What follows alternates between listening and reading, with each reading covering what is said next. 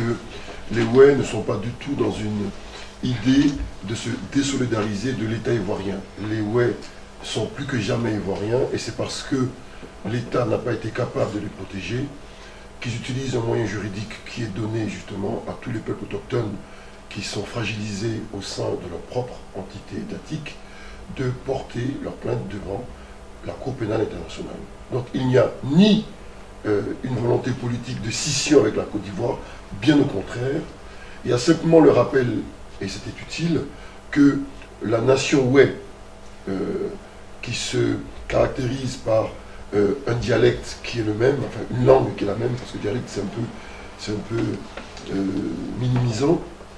des mêmes us, existent à la fois en Côte d'Ivoire et au-delà. Donc c'est quand même la conséquence de cet émiettement. La conséquence de cet émiettement est due donc à la conférence de Berlin qui a fabriqué les frontières artificielles, et aujourd'hui encore ce sont les mêmes qui en paient le prix. Mais pour revenir au problème des Ouè, c'est un problème qui date donc d'avant 2002, mais qui se précise à partir de 2002, et qui commence par se préciser parce que les terres des Ouè sont extrêmement fertiles, qu'elles attirent les convoitises, et qu'encore une fois, parce que l'État n'est pas capable d'organiser une organisation cadastrale précise, il y a des appétits très clairs qui se mettent en jeu et qui ont chaque fois permis de comprendre les politiques de dépeuplement de cette région au profit de groupes de populations plus fortes politiquement qui ont exproprié donc, les Ouè à des fins d'exploitation du pétrole parce qu'il y avait pour enjeu le contrôle de la filière cacao. Donc encore une fois, nous nous retrouvons à peu près dans le même drame des matières premières qui ont fait qu'au Libéria, on a parlé de blood diamonds, donc les diamants de sang, et donc on se retrouve dans à peu près le même scénario par rapport au cacao, mais encore une fois, ce sont les populations civiles, et j'insiste là-dessus, parce que c'est important pour les incriminations pénales, ce sont les populations civiles qui en paient le prix. Pourquoi on parle aujourd'hui de crimes contre l'humanité? On parle de crimes contre l'humanité parce que c'est un des plus vieux crimes qui est commis dans le monde et qui a été puni déjà depuis 1454 contre un certain nombre de personnes déjà en Occident. C'est un crime qui consiste justement à massacrer des populations civiles. Et j'insiste parce que les populations civiles ne sont pas des populations belligérantes, elles n'ont pas d'armes. Et donc, elles sont massacrées à des fins de contrôle de la zone, elles sont massacrées à des fins politiques, elles sont massacrées et surtout oubliées. Et c'est parce que nous ne voulons pas, et parce que les Ouè ne veulent pas être oubliés, qu'aujourd'hui, ils portent leur plainte au niveau de la Cour pénale internationale. Il faut quand même rappeler que la Côte d'Ivoire n'est pas encore partie au statut de Rome, mais elle en a fait largement la demande, que la demande, le 18 avril 2003, a été consacrée par le ministre de la Justice et le ministre des Affaires étrangères, que la présidence de la République, à la personne de Alassane Dramane Ouattara, l'a confirmé le 14 décembre 2010 et le 3 mai 2011, et que le 3 octobre 2011, la Chambre préliminaire 3 a autorisé donc le procureur à ouvrir une enquête au niveau des crimes présumés relevant de la compétence de la Cour. Simplement, il y a eu une délimitation de la période, donc, puisque les autorités ivoiriennes actuelles ont souhaité que les investigations ne commencent qu'à partir du 28 novembre 2010, mais, heureusement pour nous, le 22 février 2012, la Chambre préliminaire 3, donc cette même chambre qui a été saisie, a décidé d'élargir son autorisation d'enquêter sur la situation en Côte d'Ivoire pour inclure les crimes relevant de sa compétence qui ont été commis entre le 19 septembre 2002 et le 28 novembre 2010. Alors, dans notre plainte, évidemment, nous avons élargi notre demande puisque nous partons de 2002 jusqu'à aujourd'hui. Et donc, l'idée, c'était de parler précisément des pogroms subis par cette population, pogroms qui ont été largement relayés par la presse internationale, et je suis heureux aujourd'hui que les médias soit justement informé de la situation, parce que les médias représentent au niveau des institutions d'un pays ou même international ce qu'on appelle le quatrième pouvoir, et lorsque les médias sont libres et indépendants, il y a des petites merveilles au niveau justement de l'information, de l'opinion internationale. Alors,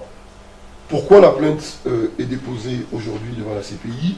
C'est parce que le désir d'enquête est pressant. Le désir d'enquête est pressant, non pas pour alourdir aujourd'hui la plainte contre Laurent Gbagbo, parce qu'il ne s'agit pas d'une plainte contre Laurent Gbagbo, il s'agit d'une plainte déposée pour parler concrètement du désintérêt donc, des diverses législatures en Côte d'Ivoire depuis 2002 et un peu avant par rapport à la tragédie du peuple Oué. Si on ne parle pas des Oué et si on ne fait rien, si la Cour pénale internationale ne diligente pas plus d'enquêtes, nous risquons un effacement de cette population. Aujourd'hui, tous les jours, et d'ailleurs aujourd'hui et hier et depuis pas mal de temps, tous les jours des camions entiers de population externe à la Côte d'Ivoire sont déversés donc sur ces espaces pour exploiter des plantations. Et comme le contexte politique n'est pas favorable à la collecte de plaintes des propriétaires autochtones, qui ont même peur d'aller se plaindre pour des raisons objectives, ils sont considérés, entre guillemets, comme favorables à Laurent Gbagbo. La présidence actuelle, on le sait pertinemment, est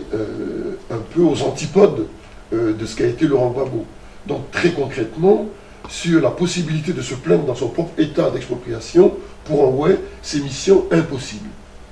C'est pour ces raisons-là que, entre autres, que nous avons déposé cette plainte pour parler justement de l'impossibilité des ouais à pouvoir exprimer la possibilité justement de déposer une plainte ou de parler d'une quelconque expropriation. Et comme il y a eu des victimes, comme il y a eu des crimes contre l'humanité en série dans divers endroits où vivent les ouais, nous déposons, et nous avons déposé depuis le 29 janvier, une plainte pour que des enquêtes approfondies soient menées sur la spécificité du crime contre les peuples ouais. Dans un deuxième temps, nous allons nous fonder sur les droits des peuples autochtones pour parler des expropriations foncières, parce que c'est la deuxième partie du dossier, mais ce n'est pas l'objet de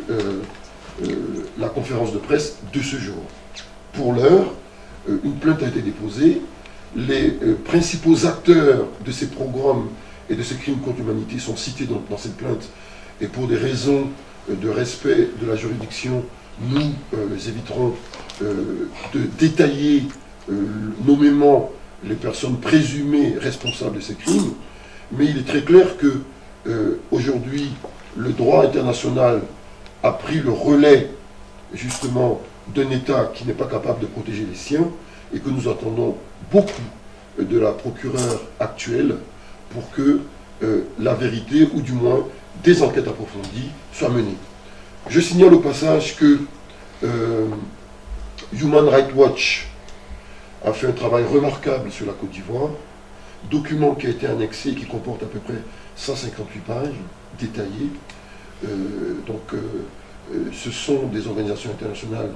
qui ont travaillé, qui ont essayé de recueillir des points de vue objectifs sur tous les événements qui se sont passés.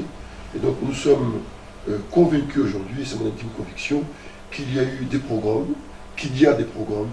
qu'il y a des crimes contre l'humanité, qu'il y a une campagne d'intimidation des ouais qui ne peuvent pas se plaindre et qu'il faut que justice soit rendue.